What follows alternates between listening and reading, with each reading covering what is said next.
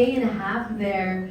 So I can't wait to stay longer. I get a good grasp of the culture. But when we got there, I met B at the airport, and then they practically just transported us to the hotel. I met my other sisters from the continent of Asia, and then we began the press conference. I met a few of the committee, basically, the organization of Miss Charm, and I was just thrilled on how hospitable they are, how warm they are, and how well coordinated everything is. And it was quite a grand welcome, and I can't wait for an even grander pageant period to begin.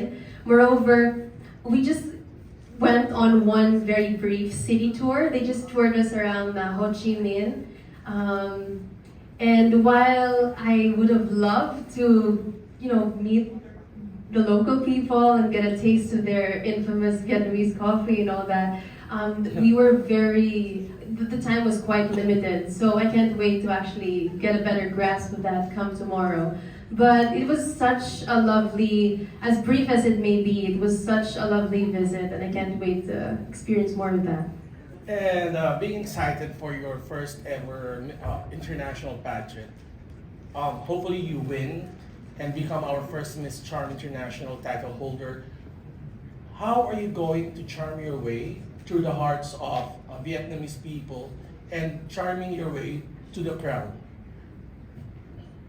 Particularly with that, I think when you stay true to your core values and when you stay true to who you are, that's one sure way of getting what you want from life. In my experience, there were so many temptations to have a shortcut to success in whatever form that you could think of.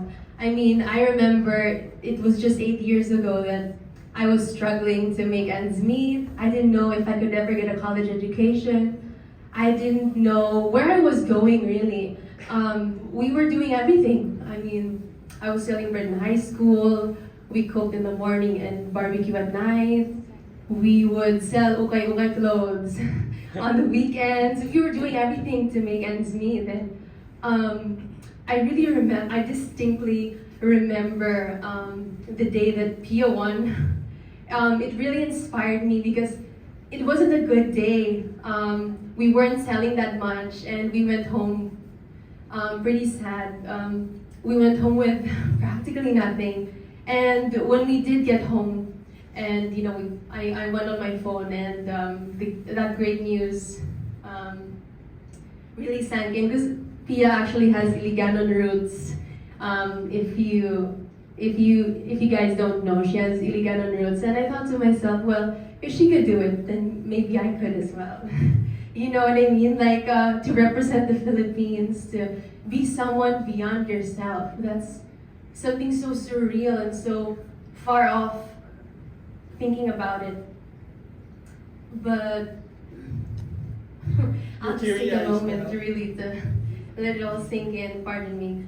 But what really kept me going all those years was the thought of, is it possible? Can I make something out of myself? Is it possible? Can I make it happen? And I've always had this vision of making it somehow, and it didn't really matter to me anymore what field I could succeed in, but I did, by God's grace, I did found my way into pageantry.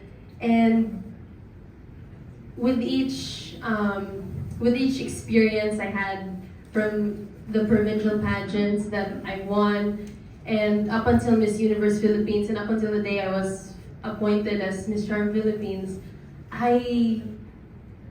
I never really saw it coming. Like I always dreamed of these things happening, but I would just focus on myself and work on what I could do. I didn't focus on what was beyond my control. I focused what was within my control, within my orbit, what I could do for myself.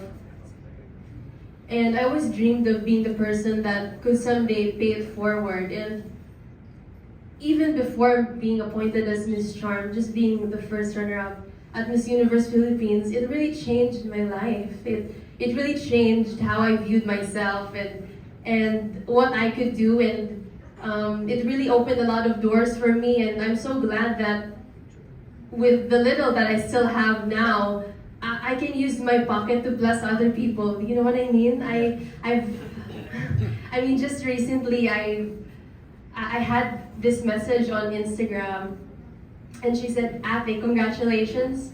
I'll pray for you because like she congratulated me on being appointed as Miss Charm, and she said, because you believe in my dreams, I'll believe in your dreams as well." And it turns out the child that I had partly sponsored her badminton equipment a few months back, she ended up winning 2 gold medals at her competition, and she was the underdog in the competition. And I think that's just one funny way of God showing me that I really am always the underdog, but I think the underdog can really come out on top if she wills it.